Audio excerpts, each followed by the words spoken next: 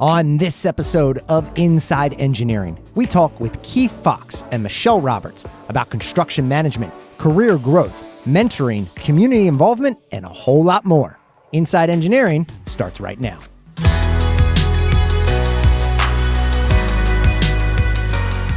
Inside Engineering, untold stories and fascinating people from the world of civil engineering. This is episode 18, recorded in December 2019.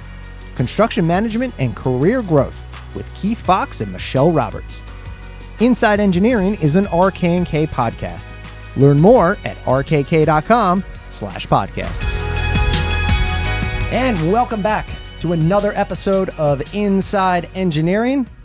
We are not in the place that we are normally in. Today, we're really excited to be in our Fairfax office, and with me in our Fairfax studio are Michelle Roberts, Keith Foxx. Michelle is a manager, construction management. Oh, see, I mean, here we go. I'm not going to start the episode over. That's what it told me. That's how we do. That's how we do. So thank you for joining us. We're glad to have you here. And Keith is now you make me think I'm going to get Keith's wrong too. Manager, transportation. That's correct. Although there's some construction management. I was going to say that's a technicality. Technicality. That's a billing group right now. We're gonna call it a mulligan and keep going. So thank you both for joining us. You both have been around at RK&K for a while. You've been in the industry for a while. You've worked on things together. You've worked on things separately. So I think we want to talk about a lot of that today. So Michelle, since you're the closest to me, you get to go first. Tell us what it is that you do. Okay, so I manage our CEI group for Northern Virginia and the western side of the state. I have about 20 to 30 people in my group, depending on whether we're in season or out of season. A lot of what I do is client relationships, business development, and also just managing my team, making sure they're happy, making sure their work is of high quality, and making sure that we are repeat selections for all of our clients. How much time do you spend in the field on average? About 50%. I do have a full change of clothes in the back of my car so that when I am dressed like this, I'm ready to, Superman and go out and do whatever needs to be done. It's like a CEI go bag. Absolutely. Go. All right. All right, Keith. So tell us what you do, and then maybe the two of you can tell us how what you each do intersects with each other. Sure. So I'll first start with the component that I don't necessarily work directly with Michelle on, and that's with our roadway design group in the DC office. So as part of my job is managing that group. It's a very small group in our DC office. Oversee project managers, help them interact with the client, and make sure that the project meets all the requirements that particular client needs. In addition to that, I also manage our small but growing construction management group in the DC office. And that I do collaborate with Michelle on a daily basis. And essentially some of the same tasks that she has, which is making sure our staff has everything that they need, making sure that the client sees me at the project site and knows that there is some senior oversight and some quality oversight on the project, and essentially trying to grow the team. So that's what I do every day. That's what you do every day now. But what have you done to get you to where you are? We'll start with you, Keith, and then Michelle. Okay. Well, it's a very interesting question. My journey, I probably thought was going to go a certain way, but along the way, and Michelle and I talk about this all the time, is we volunteer for different activities that may not have been directly in line with what we thought we were going to do. So I started my career in design, first 7 years of my career in design, and then I moved on to project manager of designs, and then I started some construction management, and then later on moved on to program management. And none of this, like I knew and was predetermined. It just, when the opportunities came, I asked for them. And I guess the rest is history. I'm still asking for opportunities.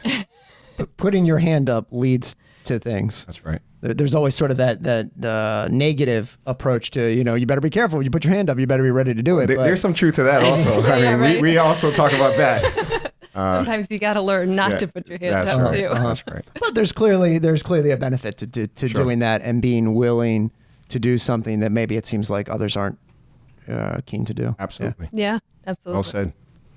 So, So I applied only to engineering schools when I was in high school. I really wanted to be an engineer, and I got through 4 years of college and was like, I don't want to be an engineer anymore.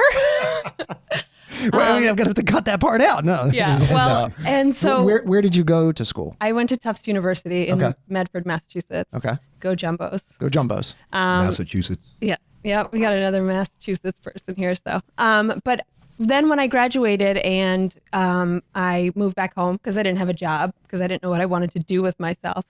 And after a couple of months of not figuring that out, I began just passing my resume out, friends of friends, and anybody who would take me with my engineering background, but without a lot of like field skills. And I ended up at a construction company. And for some reason, they hired me, and I don't know. You don't know what the Some reason was. There. I still don't know, but they put me on some really exciting projects. I worked on 2 different segments of the Wilson Bridge. I worked on the Frederick Douglass Bridge where they lowered it in front of the Nationals Park. Oh, cool. A couple of really big bridges in Annapolis, and then when I started having kids, that's like 60 to 80 hours a week easily. And so I jumped over to the consulting side because while it may be a lot of hours, it's a lot more flexible. Sure. And so, I've been really happy on this side of the fence, as they call it, or this side of the table. It's totally different what we do. And especially now being in a management role and not as involved directly with projects day to day and more managing people and using my soft skills. It's a good transition for me. Sure. Soft skills. Yeah. We hear a lot about that on the podcast. Can you talk about what that looks like and how it's helped you and how you see it helping your teams?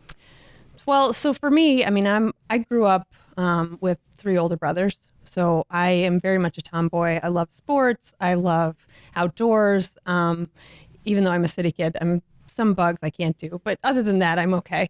But I think that really helps me being on the construction side because I'm not afraid to get dirty. I'm not afraid to jump into a conversation where maybe those aren't technically soft.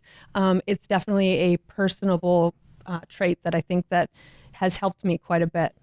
So I enjoy learning about people.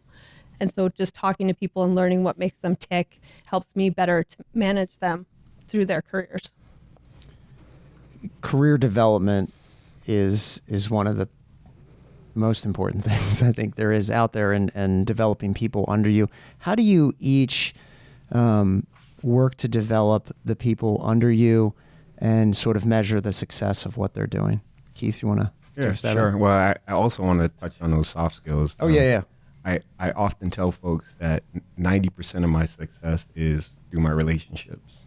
I know the technical parts of managed projects and construction and design, but the relationships are key to the success of everything that I do. So I just wanted to touch on that immediately. And then as far as career development, I don't know when I've adopted this, but I'd say probably in the last it's probably a little more longer than that, 5+ years, I've started managing as if somebody is going to take my position.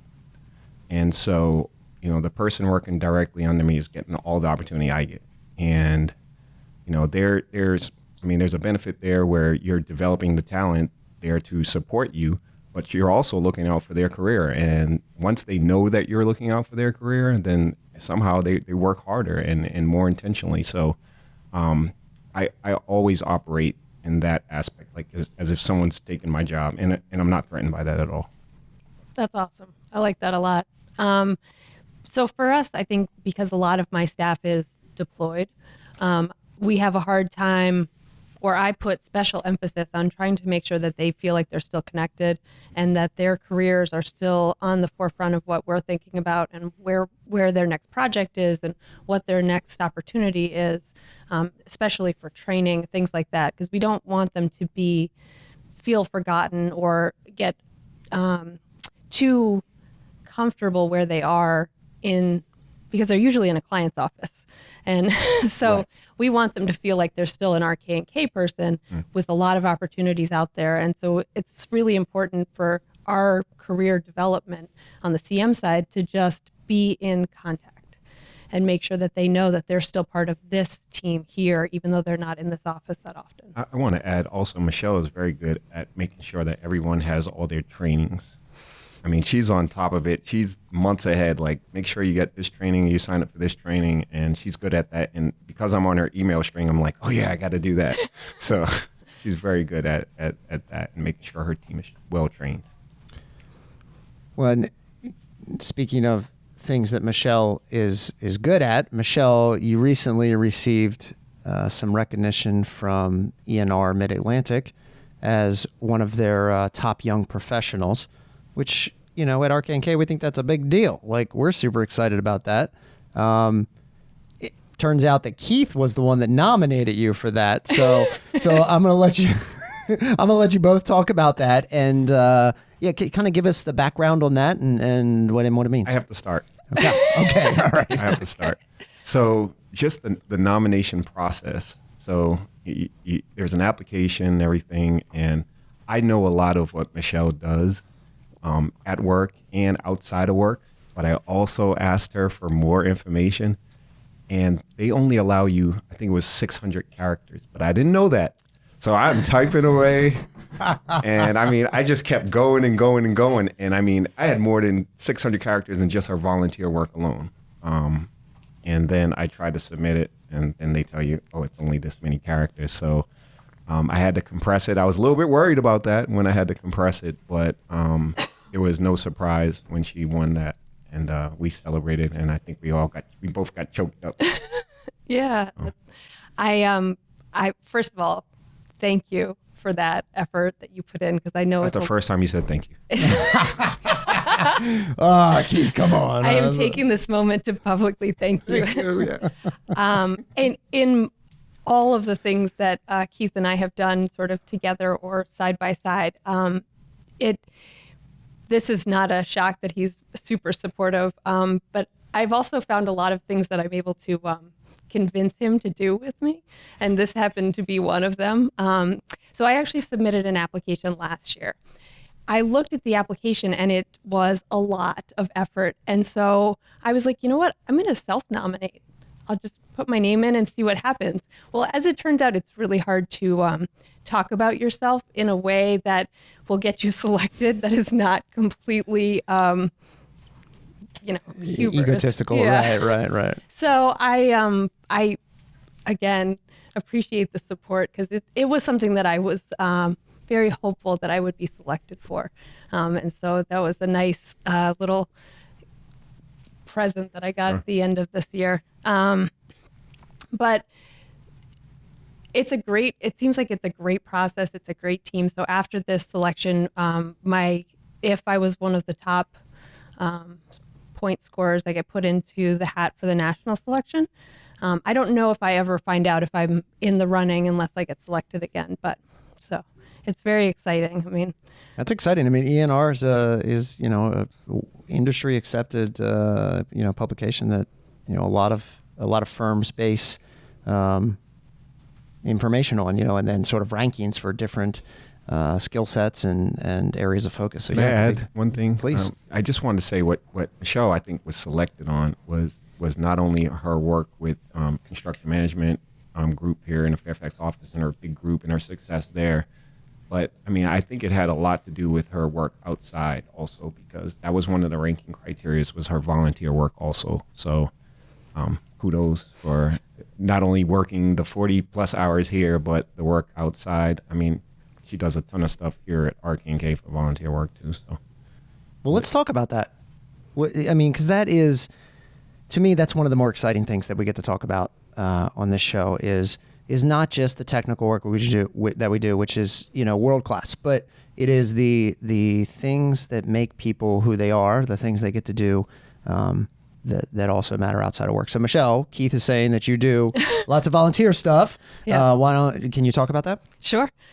So one of the things that I do with my kids, we do a service day for Martin Luther King Day, and it's part of the Volunteer Fairfax group. And we've done that every year for the last 4 years. You pack school lunch packs, which is actually an activity that I learned about through that program that I've brought back here to RK&K.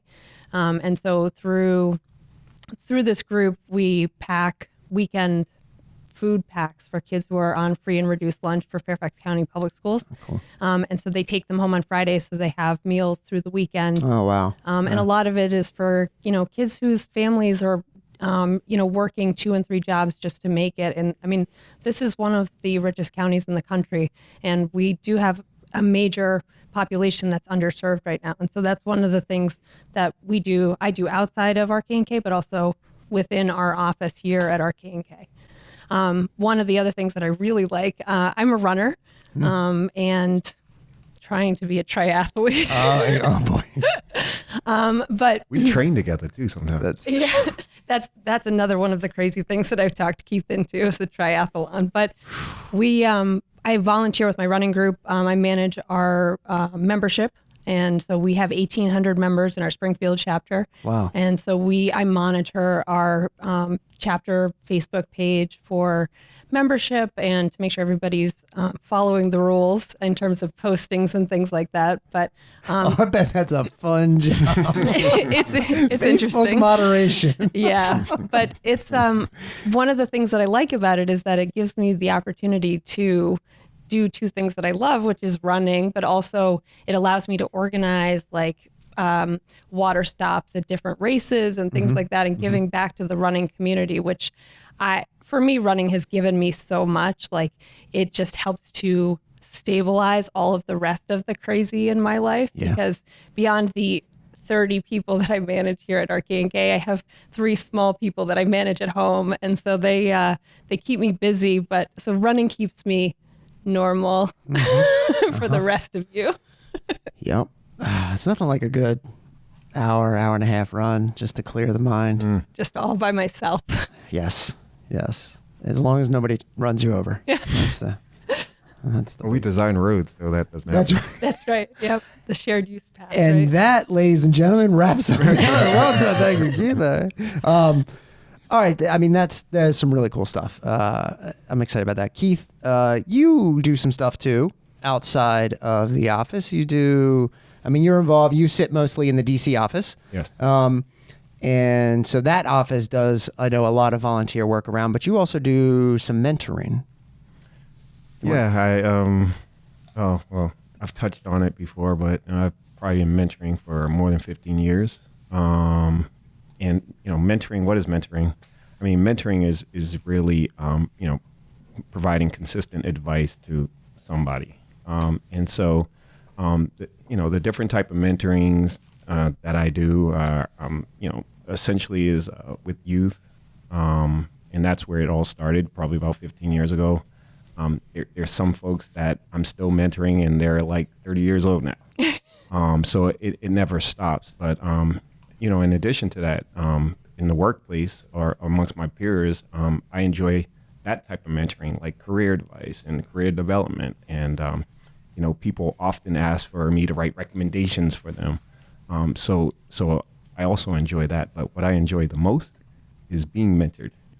So, there's a give and there's a take. And so, I just feel like it's just giving back, and it's mentoring for me is like mandatory. And as Michelle knows, just recently, like I go through our local high school, middle school, elementary school, and just have a presence amongst not only the principal staff, but for the kids. And so, it's something that I find a lot of enjoyment about, and, I wish I could do it full time sometimes. Well, at least you have an idea of what you might want to do when retirement comes right. around many years from now. You're young. So, okay, if somebody in the workplace is looking for a mentor, or knows that they would like to be mentored, what would you recommend? Like, how should someone go about doing that? I've always heard the saying, you can't pick a mentor picks you. So that might be false. I've just heard that said before. But I have a great story. Okay. I have a great story. Yes, this is perfect. So the person that I asked to mentor me is the DC administrator for the Federal Highway. Big time guy. He's first time I met him was at a press conference with the DC mayor, and I heard him speak. And afterwards, I said, you know what? I need to talk to this guy and ask him if he'll be my mentor. I mean, and just, literally, just straight up. Yes. I mean, I felt compelled. Went over there, talked to him, say, hey, Chris, and I enjoyed your speech. Wondering if you can be my mentor. He says, sure. And now we're best of friends, and he laughs about that moment. He's like, remember you came over to me and you were shaking? But the point is that I think that people are receptive to being mentors. And it was much more difficult for me to ask him than for him to say yes or no. And he gladly said yes. And it's been a great relationship ever since. So I recommend you just go ask. I think I made that face at you because I think it's a lot harder for a mentor to push that down onto someone else to say, you're going to be my mentee. Fair. That's a good point. And I've chosen you. Yes, that's right. It's a two-way street, and it has to be someone that you connect with on more than just like a work level, like personality too. And honestly, that's part of why we started the Women's Leadership Forum here at RK&K, because it's a lot easier for you to find a mentor that you connect with, especially in a field like engineering, when, if you're a woman, to find another woman, because there's a lot of similarities in terms of your career path or certain obstacles or even opportunities that you only relate to with another woman. And so I think that's helping. I think it's getting people together and getting people to meet other women outside of the office, because we do have a few smaller offices where there's only one or two women. And if you don't connect with that person, or that person is, your equal, then it's more of just a coworker relationship as opposed to a mentor-mentee relationship. Right. So. Right. I lost the question I was going to ask. Now I do have to edit. I got to edit it anyway. Well, can I segue? Yeah, please. You segue. So I wanted to just talk about how Keith and I became good friends. I don't know this story. We like origin stories. That's right. Oh, you do know this story. Okay. You lived this story. Okay, all right, yeah. So Keith was hired in April, right? Mm-hmm. Not this past That's April. right. April, I do know this story. many years ago. April Yes. 2016. Okay. And I went out on maternity leave very shortly thereafter with my third child. And Keith took over my entire responsibilities here in the Fairfax office. And he sat in my office and he took care of my team for 4 months. And it bonded us for life. I'm sorry, but you're stuck with me. She already had everything set up. I just came in and I said, I don't want to mess up anything here. And I did a good job of not messing anything up. You just came in each day and pushed the easy button. That's it. Easy. Repeat. Turned on my computer, let everyone know I was there. That's it. That's impressive, though. I mean, 4 months is a time. It's a good amount of time to be to not have the person who's normally doing the job being filled in by someone else. So, congrats, nice work, Keith. Yep. It clearly Wasn't a big deal. Like I said, she had the whole thing set up. So thank you. It was ready to go. I want you both to kind of think back in time. We're going to take a journey back in time here to the beginnings of your career. What is something that you each wish that you had known earlier on in your career that could serve as a bit of advice for our listeners? I would say my biggest misstep, if you will, was not taking the FE. When I was in college, it was the EIT still in college. Like I said, when I graduated, I was so sure that I was not going to be an engineer sitting in an office at a desk every day that I didn't take it. And I had to take it 2 years out of school and study and do all of that stuff again. Yeah. It had been 2 years since you had any of that info coming in. Okay. Yeah. So the FE Yep. stands for what? Fundamentals of engineering. Okay, it's so that replaces the EIT, which was yes, the engineering training. Right. Yeah. Okay. So it's Okay. the precursor to getting your professional engineering license. Got it. So do that. do that early on. definitely. Try to do all of those things as close to school as you possibly can. That's good. That's good advice. That's very practical. That's nice. Keith, you're thinking. Oh no, I like what Michelle said. And I guess the only other thing, and this is something I actually did, so it's just good advice. I think, and we talked about it earlier, which is kind of like raising your hand to volunteer in on new opportunities, because it's really a chance for young folks to show their different talents outside of that everyday work. And when others see your talent, then, if there's a new opportunity, then maybe you'll be plugged for that new opportunity. So I think I did a lot of that, so I'm just passing on that as good advice. That's not something that I learned later. It's something I learned early, and it was very valuable. Sure.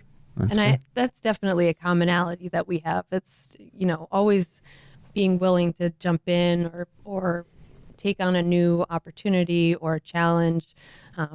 Keith and I definitely discuss that quite frequently, that's helped us a lot along the way.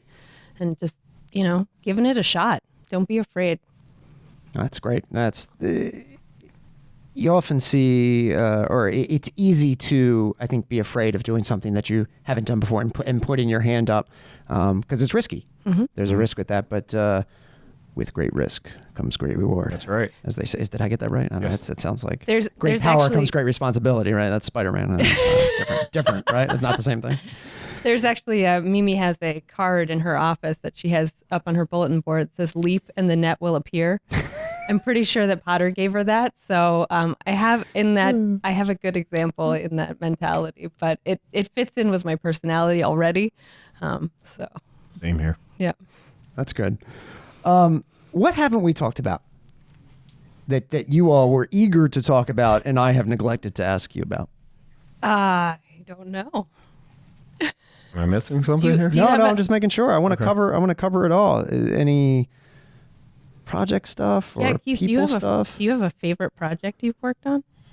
Can I take your job? Absolutely. I'm terrible at this. Well, yes. Okay. So, there is a great project, and I think it's probably going to be an award-winning project in our coming out of our DC office. And essentially, it's a design project right now, and we're decking over. I've got a great project manager, Mike Gifford, running it, and we're decking over an underpass, and we're going to change that area to a plaza to be used by pedestrians. I've seen the renderings for this project. And the beautiful part about that also, it's going to be a curbless environment, so that it's going to be interactive. It's going to be managed by a business improvement district, is what they call it, basically the business community.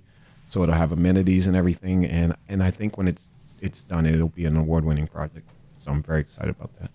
That is awesome. Yeah, that's a really neat thing to take.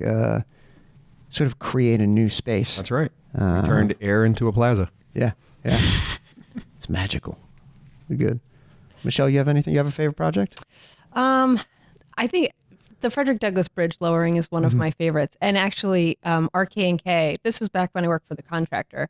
And so RK&K was our engineer for the design build section. So I worked with Brian Hepting and quite a few other people up in our Baltimore office on that one. So it all comes full circle. So can we talk through that project for a minute? Because the idea of lowering a bridge, I need to know more about this. So start at the beginning. Okay. I also have a great time-lapse video that I can share with you after this. Ooh, we can put it into, send it to me and we'll put it I'll put it right over my face right here while you're talking. So perfect. So basically, the major scope of the project was to create an at-grade intersection, which maybe step back a second. If you remember where South Cap came into the city before the stadium was built, it was Washington National Stadium. Yeah. For anybody not from the area. For not Washington World people. champion. World champion, Washington Nationals. Go O's. Curly W's. So it was a elevated viaduct, basically, that went for 4 or 5 blocks past the river crossing. And underneath it were various communities, townhomes, some street crossings.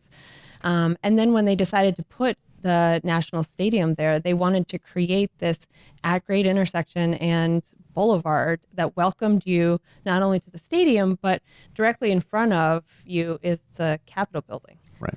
So that portion of it was design build.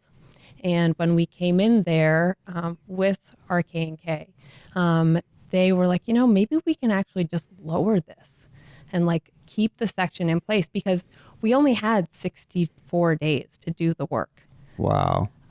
So we had to demolish and rebuild and open South Capitol Street, because that bridge crossing is a major commuter route. And we had to do it all over the summer while Congress was out of session and schools were out of session. So we had to find pretty much every time-saving component that we could.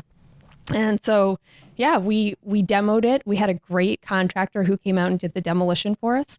And we were able to complete all the work in 60 days. So we opened early. We worked incredibly hard that whole summer. We actually had 2 10-hour shifts running 7 days a week for 2 months.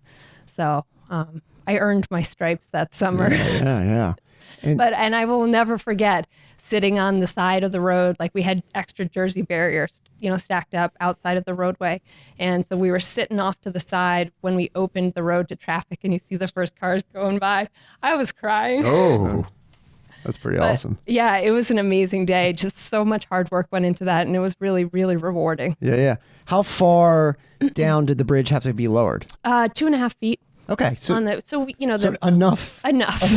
It does. I guess it doesn't really matter at that point. If you got to lower it, it's still a big deal. Yeah. And okay, wow. I'm just trying to imagine, how do you even? Lots of cranes? Like, how do you do this? Now I'm interested. So we built giant platforms up from underneath, and we set up several jacking systems, propped it up, and just let it come down. Okay. Yeah. Wow. We lowered it down in a span of about 14 hours. Very slowly. Yeah, because you don't want the bridge deck to crack. No. Yeah. Right. Yeah. It's got to be very precise. Yeah. We're just there was recently a bridge slide that was done. Same kind of you're going sideways instead of down. But yeah, very slow process, because you don't want the thing to break. Yeah, concrete is not that forgiving. So No, it's not.